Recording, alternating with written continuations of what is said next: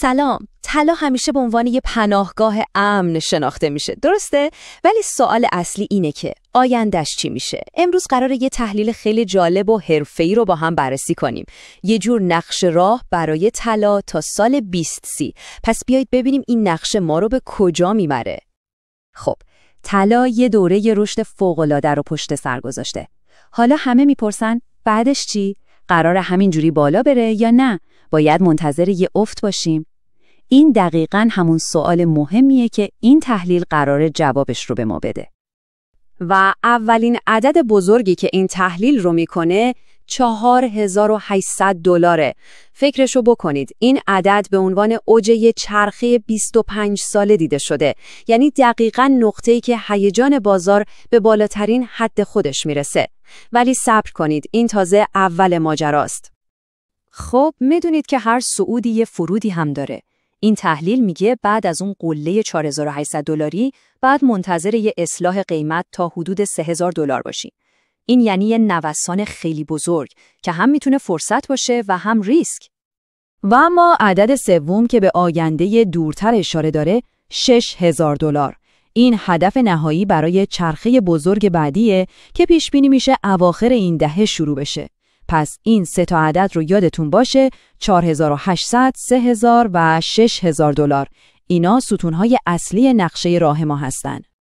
حالا شاید از خودتون بپرسید این عددا از کجا اومده؟ همینجوری حدس و گمانه؟ نه اصلاً. این تحلیل ادعا میکنه که کیفیتش در حد و اندازه کارهای مؤسسات خیلی معتبر مثل الیوت ویو اینترنشنال هست. پس ما با یه پیشبینی کاملاً جدی و کارشناسانه طرفیم که باید حسابی بهش دقت کنیم. خیلی خوب، پس بیایید ببینیم قراره چطور این تحلیل رو بشکافیم. اول از همه با ابزارهای تحلیلگر آشنا میشیم. بعد یه نگاهی به چرخه 25 ساله طلا میندازیم.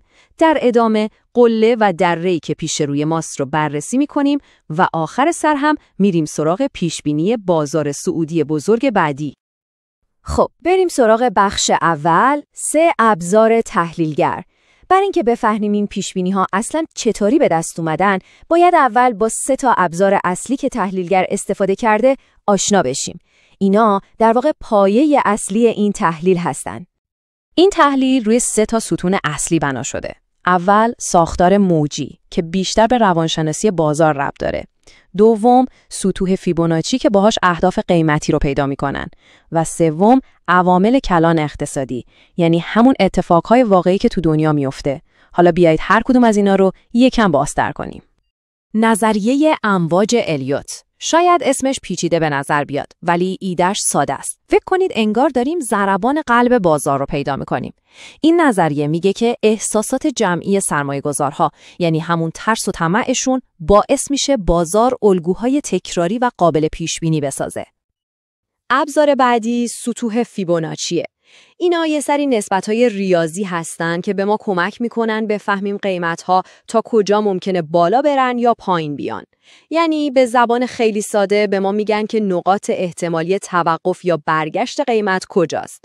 یادتونه اون اهداف 4800 و $3000 رو اونا دقیقاً با کمک همین ابزار به دست اومدن. و میرسیم به ستون سوم، عوامل بنیادین کلان. این دیگه همون چیزاییه که هر روز تو اخبار میشنویم. مثلا تغییر نرخ بهره توسط بانک‌های مرکزی یا بالا و پایین رفتن تورم. این اتفاقهای دنیای واقعی مثل یه جرقه عمل میکنن و اون امواج روانشناسی بازار رو به حرکت میندازن. خب حالا که با ابزارها آشنا شدیم، بریم ببینیم این تئوری‌ها تو دنیای واقعی چطور جواب میدن. این تحلیل اومده و چرخه 25 ساله اخیر طلا رو با همین مدل‌ها مقایسه کرده تا ببینه آیا واقعاً با تاریخچه بازار جور در میاد یا نه. این خط زمانی داستان 25 سال گذشته طلا رو برای ما تعریف میکنه. ببینید از شروع موج اول تو سال 1999 تا اوج گرفتن تو سال 2011 و اصلاحایی که بعدش اتفاق افتاد، همونطور که میبینید انگار این مدل واقعا با اتفاقایی که تو بازار افتاده همخوانی داره. خب همه این حرفا رو زدیم که به اینجا برسیم. الان دقیقاً کجای این داستانیم؟ طبق این تحلیلی ما الان تو مراحل پایانی یه موج اصلاحی هستیم. یعنی چی؟ یعنی درست در آستانه شروع موج پنجم و نهایی ایستادیم. همون موجی که قرار قیمت رو به سمت اون قله جدید پرتاب کنه. و حالا میرسیم به بخش هیجان انگیز ماجرا. قله و دره. ببینیم این مدل برای چند سال آینده، یعنی تا حدود سال 2028 چه مسیری رو برای ما پیش بینی کرده. یادتونه گفتیم موج پنجم در راهه؟ خب هدف نهایی این موج رسیدن به همون محدوده 4500 تا 4800 دلاره. این موج آخرین حرکت بزرگ سعودی تو این چرخه 25 ساله به حساب میاد و باهاش یه الگوی بزرگ تاریخی تکمیل میشه.